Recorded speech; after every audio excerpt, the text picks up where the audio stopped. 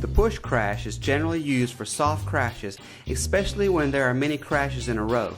The movement for this prep is described as lifting the right hand towards the shoulder just a few inches, keeping both cymbals parallel just as in a horizontal port position. The impact point for this is the same as the offset impact point for the forward crash. Then you will softly push or bounce the right cymbal across the left cymbal about 4 inches away from you. If you are playing multiple crashes in a row, like upbeat pushes for a retro feel, you will just keep floating back to the prep position after the extension until you play your last note, and then you will snap back to the horizontal port position.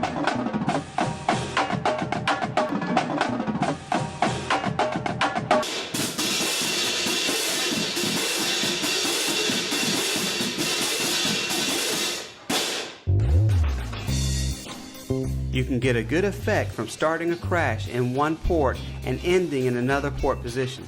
The move to the prep position and the attack point will be the same as the half prep orchestral crash we discussed earlier, but after making contact you will let the momentum of the cymbals carry themselves down and toward your body slightly, as your elbows will begin lifting up slowly. Now you will start the wave-like motion and perform a small flip into vertical port. To crash back down to horizontal port, you will move to your V-prep position, then bring your cymbals together to make contact in front of you. After contact, you will let the momentum continue to take the cymbals in a downward motion while lifting up slowly with your elbows and start heading towards horizontal port. To finish, you will perform a small flip, locking into the horizontal port position.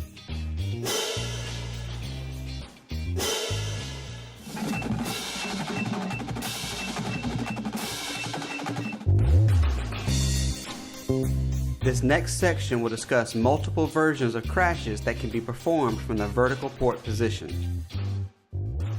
For the half prep vertical crash, you will open the gap at the top of the cymbals to form a V shape. From here you will proceed to your cymbal contact point.